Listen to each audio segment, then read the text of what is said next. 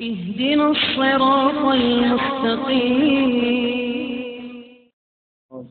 والصلاة والسلام على خاتم الرسل وسيد الأنبياء وعلى آله وأصحابه الأتقياء. أما بعد فأعوذ بالله من الشيطان الرجيم. بسم الله الرحمن الرحيم. يا أيها الذين آمنوا لا تتخذوا عدوي وعدوكم أولياء تلقون إليهم بالمودة وقد كفروا بما جاءكم من الحق يخرجون الرسول وإياكم أن تؤمنوا بالله ربكم إن كنتم خرجتم جهادا في سبيلي وابتغاء مرضاتي تسرون إليهم بالمودة وأنا أعلم بما أخفيتم وما أعلنتم ومن يفعله منكم فقد ضل سواء السبيل. إن يثقفوكم يكونوا لكم أعداء ويبسطوا إليكم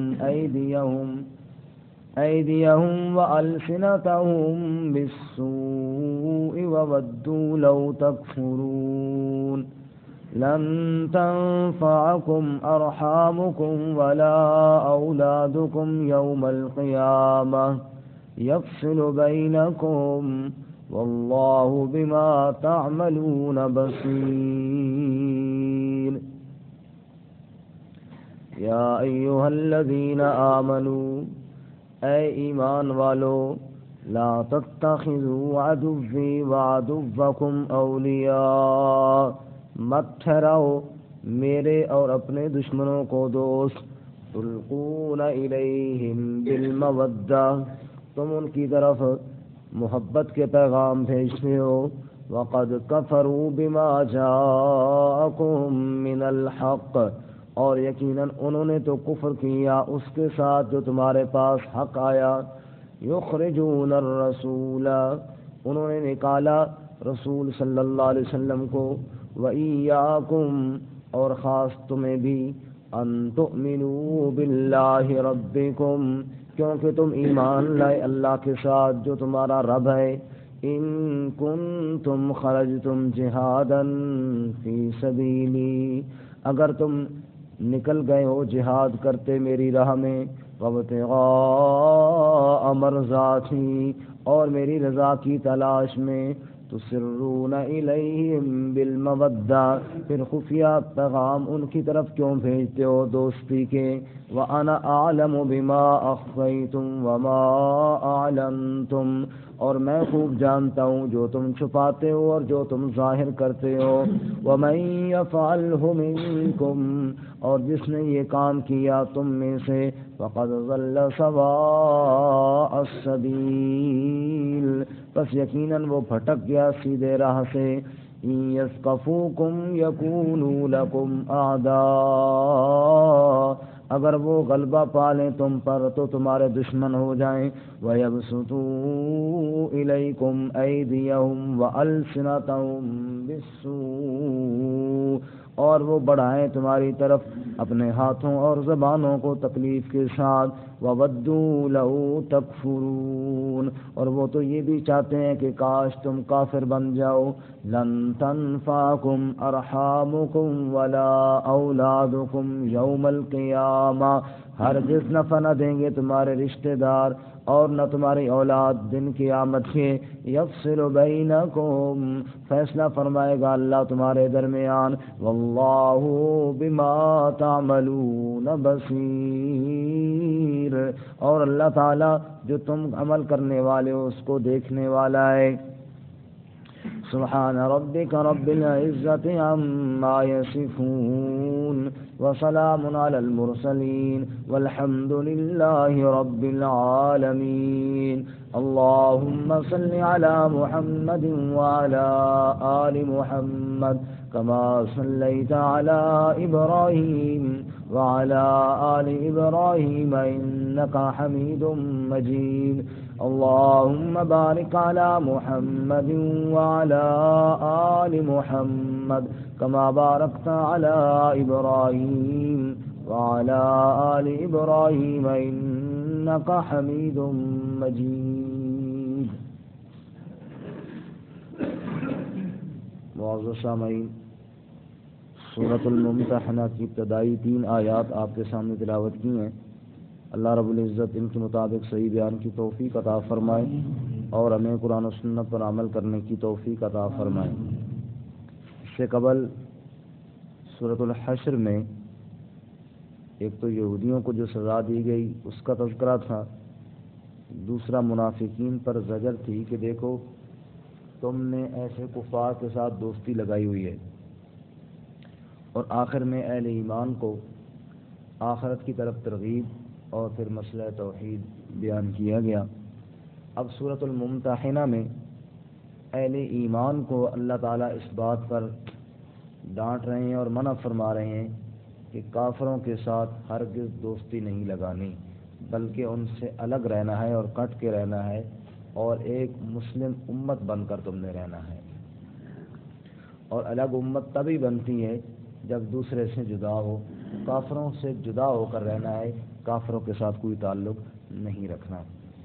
سورۃ ممتحنہ کا شان نزول بالخصوص ان آیات کا جو ابھی آپ کے سامنے پڑھی گئی ہیں اور اس سے اگلی چند آیات کا یہ ہے کہ حدیبیہ کے بعد جب وہ معاہدہ ہوا کفار مکہ سے، جنگ بندی کا معاہدہ ہونے کے باوجود ان بدبختوں نے کئی دفعہ سازش کی اور خفیہ طور پر مسلمانوں کے خلاف تیاری شروع کی، اور جہاں موقع ملتا وہ مسلمانوں کو نقصان پہنچا دیتے.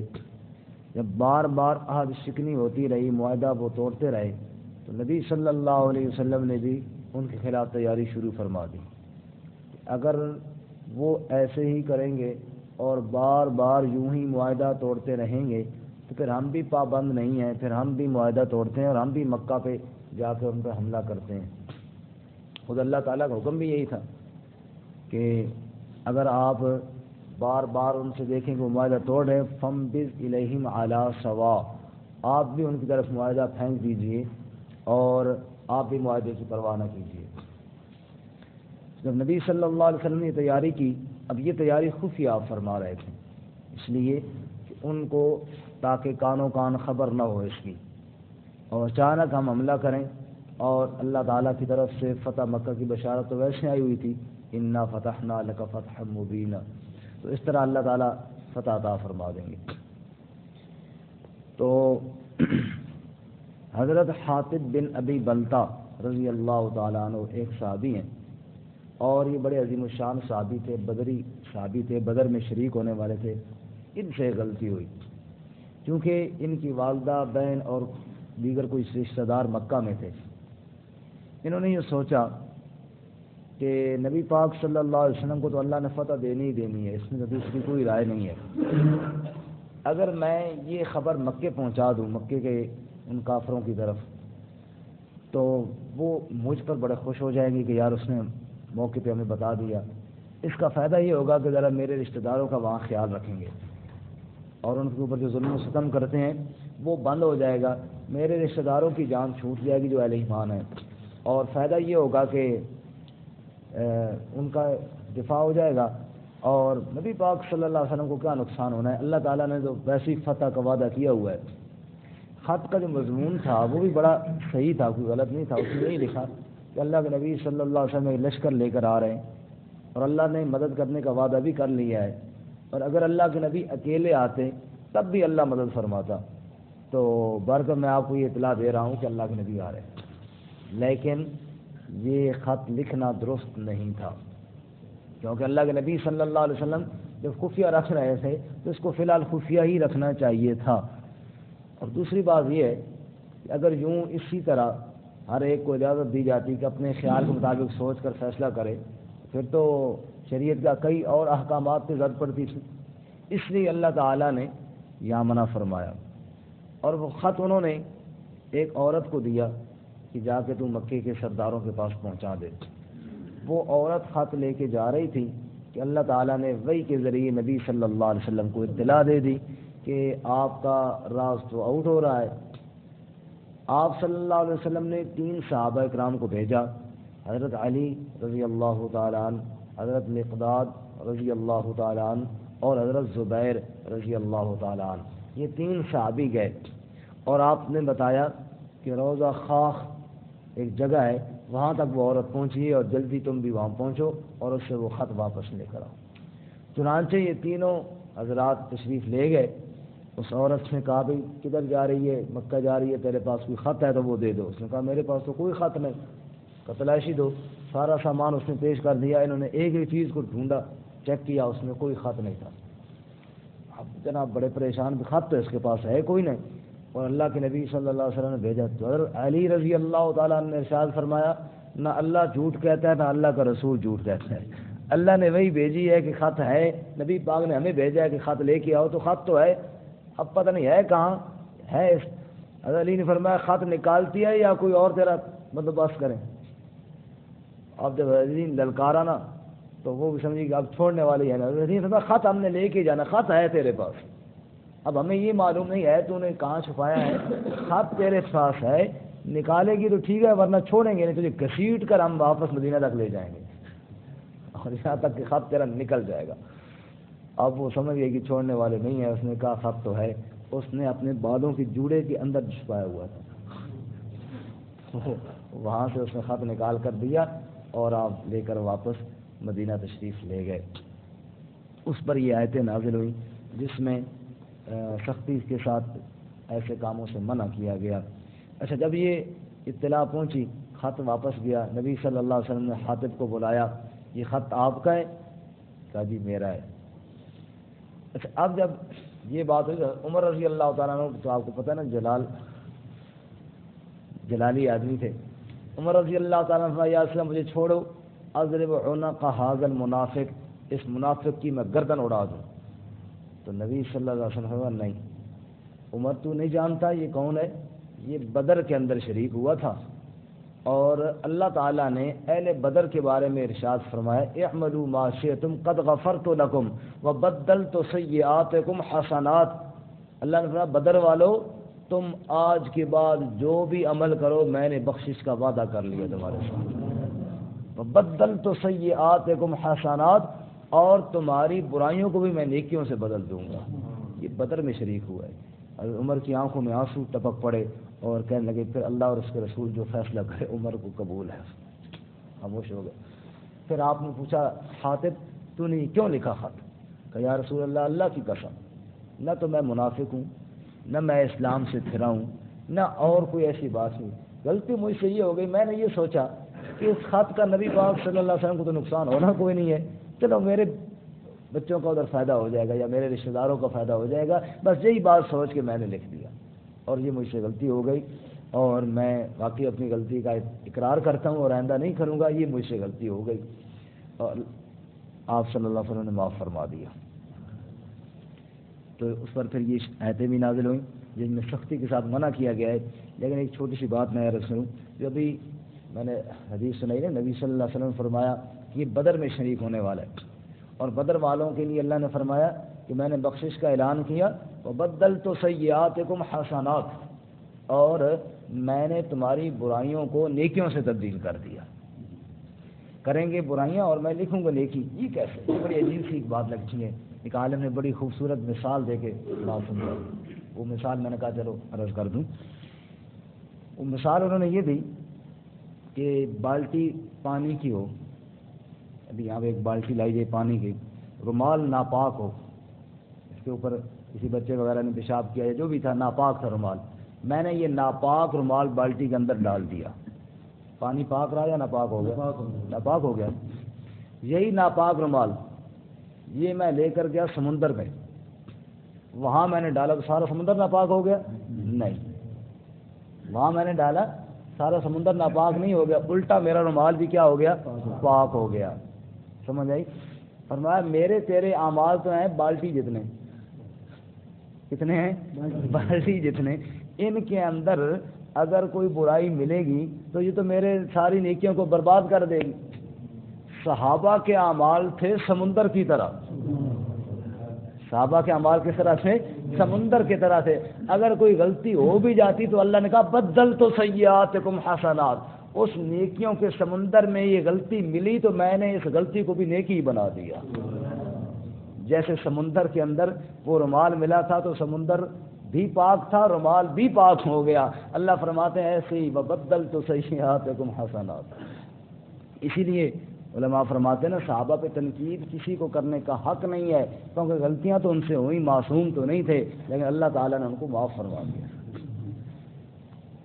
یا ایھا الذین آمنوا، اے ایمان والو، لا تتخذوا عدوی وعدوکم اولیاء، مت ٹھہراؤ عدوی میرے دشمنوں کو، وعدوکم اور اپنے دشمنوں کو دوست، جو میرے بھی دشمن ہیں اور تمہارے بھی دشمن ہیں ان کو دوست مت بناؤ۔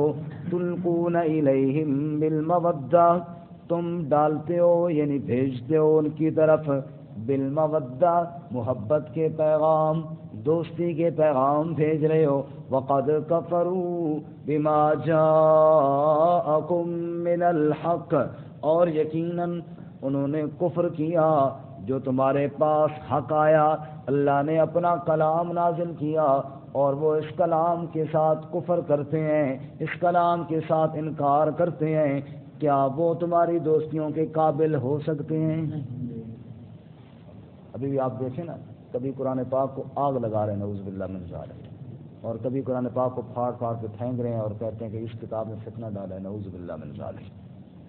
وہ ہمارے دوست ہو سکتے ہیں جو اللہ تعالیٰ کی کتاب سے یوں انکار کرنے والے ہوں۔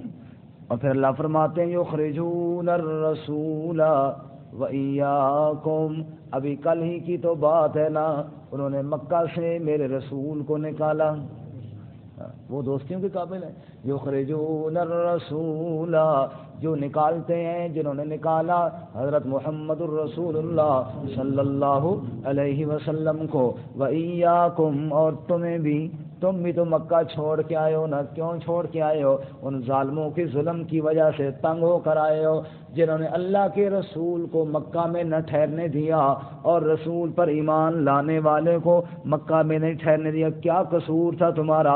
ان تؤمنوا باللہ ربکم، یہی جرم تھا نا کہ تم اللہ پر ایمان لائے تھے جو تمہارا رب ہے۔ روایات میں آتا ہے حضرت حاتب نے یہ ایتیں سنی نا، معذرت تو پہلے کر ہی چکے تھے، یہ ایتیں سنی تو کہنے لگے مجھے خوشی بھی ہوئی ہے کہ اللہ تعالیٰ نے بات شروع کی تو یا ایھا الذین آمنوا سے شروع کی، اور آگے فرماتے ہیں ان تؤمنوا باللہ ربکم، تم اللہ پر ایمان رکھتے ہو۔ اللہ مجھے مومن تو سمجھتے ہیں نا اللہ مجھے مومن تو سمجھتے ہیں نا، اللہ کیا شکر ہے میں مومن ہوں۔ ان تؤمنوا باللہ ربکم، کہ تم ایمان لائے اللہ کے ساتھ جو تمہارا رب ہے۔ ان کنتم خرجتم جہادا فی سبیلی، اگر تم نکلے ہو جہاد کرتے ہوئے میری راہ میں، اب تم در بدر کے دھکے کیوں کھا رہے ہو؟ کیوں اپنے گھر بار سے نکلے تھے؟ ارے میرے جہاد کے لیے، میری رضا کے لیے تو نکلے تھے نا۔ ان کنتم خرجتم جہادا فی سبیلی، اگر جب تم نکلے تھے نا جہاد کے لیے میری راہ میں، وابتغاء مرضاتی، اور میری رضا کی تلاش میں، تم میری رضا کے لیے نکلے تھے، تو تسرون الیہم بالمودہ، پھر خفیہ دوستی کے پیغام ان کی طرف کیوں بھیجتے ہو؟ جب میری رضا کے لیے نکل آئے ہو، علل اعلان جہاد کے لیے نکل آئے ہو، مکہ تم نے چھوڑ دیا ہے، کافروں سے بائیکاٹ کا اعلان کر دیا ہے، پھر خفیہ پیغام بھیجنے کا کیا مطلب ہے؟ وَأَنَا أَعْلَمُ بِمَا أَخْفَيْتُمْ وَمَا أَعْلَنْتُمْ، اور میں اللہ جانتا ہوں جو تم چھپاتے ہو اس کو بھی اور جو تم ظاہر کرتے ہو اس کو بھی۔ خفیہ پیغام بھیج دیا، لیکن تمہیں پتہ نہیں ہے اللہ سے تو کوئی نہیں چھپا سکتا نا، میں اللہ تو جانتا تھا نا۔ وَمَن يَفْعَلْهُ مِنكُمْ، اور جو کوئی یہ کام کرے تم میں سے، فقد ضل سواء السبیل، یقیناً وہ بھٹک جائے گا سیدھے راستے سے۔ جس نے یہ کام کیا وہ کافروں کے ساتھ خفیہ دوستی والا۔ اب الفاظ قرآن کی ذرا غور کریں تو میں ایک بات عرض کروں۔ اب اللہ یوں کہتے نا کہ جس نے یہ کام کیا ہے وہ بھٹک گیا ہے، وہ گمراہ ہے، اللہ نے ایسے نہیں فرمایا۔ اللہ نے فرمایا وَمَن يَفْعَلْهُ مِنكُمْ، اے نبی کے صحابہ جس نے یہ کام کیا، وہ ہے کہ صرف اللہ تنبیہ کر رہے ہیں اور اس کو گمراہ نہیں قرار دے رہے کہ وہ گمراہ ہو گیا، سمجھ آئی؟ اللہ فرمایا یہ کام گمراہوں والا یہ نہیں کرنا جس نے بھی یہ کیا، یعنی مطلب یہ کہ آئندہ ایسی حرکت ایسا کام نہیں کرنا۔ آگے اللہ فرماتا ہے إِن يَثْقَفُوكُمْ يَكُونُوا لَكُمْ أَعْدَاءَ، ارے تمہیں تو بڑا خیال ہے ان کے ساتھ دوستی کا، لیکن انہیں تمہارا کوئی خیال نہیں، کافروں کو تمہاری کوئی پرواہ نہیں۔ مسلمان بچے مریں، مسلمان بچیاں مریں، مسلمانوں کی عزتیں لٹیں، کافروں کو اس کا کوئی خیال نہیں، کوئی پرواہ نہیں۔ کتنی عورتیں لٹ ہوئیں، کتنی بچیوں کو ذبح کر دیا گیا اور بچے جناب مار دیے گئے، کیا پرواہ ہے کافروں کے دل کے اندر کوئی رحم نہیں آتا۔ إِن يَثْقَفُوكُمْ يَكُونُوا لَكُمْ أَعْدَاءَ، اگر وہ تم پر غلبہ پا لیں وہ تمہارے تو دشمن ہی رہیں گے، وہ تو دوستی کا کوئی خیال نہ کریں گے۔ وَيَبْسُطُوا إِلَيْكُمْ أَيْدِيَهُمْ وَأَلْسِنَتَهُمْ بِالسُّوءِ، اور وہ بڑھائیں گے تمہاری طرف اپنے ہاتھ اور زبانیں تکلیف کے ساتھ۔ کیا مطلب؟ ہاتھوں کے ساتھ بھی تمہارے اوپر ظلم کریں گے، زبان کے ساتھ بھی تمہیں برا بھلا کہیں گے، نہ تو وہ خیال کریں گے رشتہ داری کا نہ دوستی کا۔ وَوَدُّوا لَوْ تَكْفُرُونَ، وہ تو یہ بھی چاہتے ہیں کہ کاش تم کافر ہو جاؤ، نعوذ باللہ من ذلک، جو تمہیں کافر بنانا چاہتے ہیں تم ان کو دوستی کے خط لکھتے ہو۔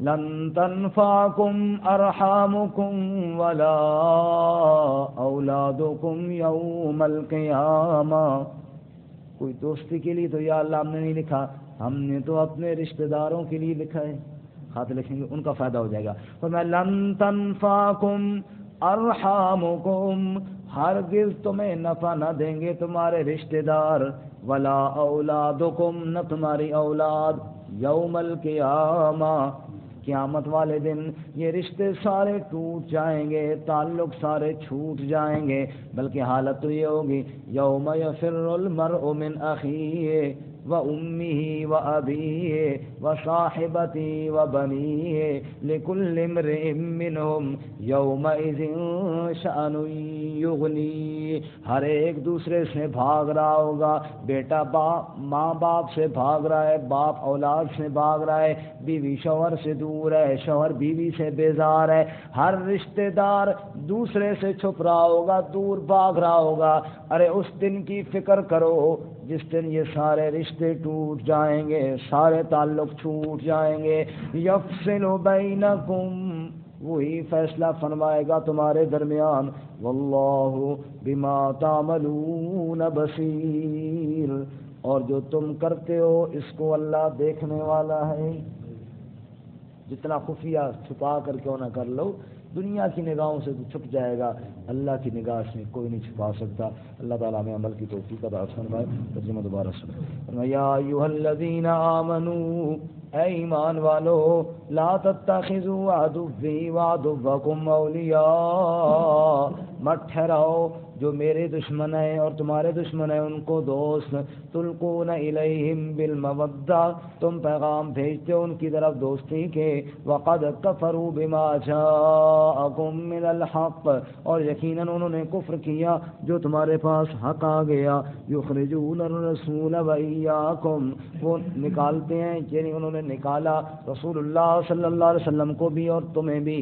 ان تؤمنوا باللہ ربکم کیونکہ تم ایمان لائے تھے اللہ کے ساتھ جو تمہارا رب ہے. ان کنتم خرجتم جہادا فی سبیلی اگر تم نکلے ہو جہاد کرتے میری راہ میں. وابتغاء مرضاتی اور میری رضا کی تلاش میں. تسرون الیہم بالمودہ پھر خفیہ ان کی طرف دوستی کے پیغام کیوں بھیجتے ہو. وانا اعلم بما اخفیتم وما اعلنتم اور میں خوب جانتا ہوں جو تم چھپاتے ہو اس کو بھی اور جو تم ظاہر کرتے ہو اس کو بھی. ومن یفعل منکم اور جس نے یہ کام کیا تم میں سے فقد ضل سواء السبیل بس یقیناً وہ بھٹک گیا سیدھے راستے سے. ان یثقفوکم یکونوا لکم اعداء اگر وہ تم پر غلبہ پا لیں تو وہ تو تمہارے دشمن ہو جائیں. وَيَبْسُطُوا إِلَيْكُمْ أَيْدِيَهُمْ وَأَلْسِنَتَهُمْ بِالسُّوءِ اور وہ پھیلائیں تمہاری طرف اپنے ہاتھوں اور زبانوں کو برائی کے ساتھ. وَوَدُّوا لَوْ تَكْفُرُونَ اور وہ تو یہ بھی چاہتے ہیں کاش کہ تم کفر کرو. لَن تَنفَعَكُمْ أَرْحَامُكُمْ وَلَا أَوْلَادُكُمْ يَوْمَ الْقِيَامَةِ ہرگز نفع نہ دیں گے تمہارے رشتہ دار اور نہ تمہاری اولاد دن قیامت کے. یفصل بینکم فیصلہ فرمائے گا تمہارے درمیان. واللہ بما تعملون بصیر اور اللہ تعالیٰ جو تم کرتے ہو اس کو دیکھنے والا ہے.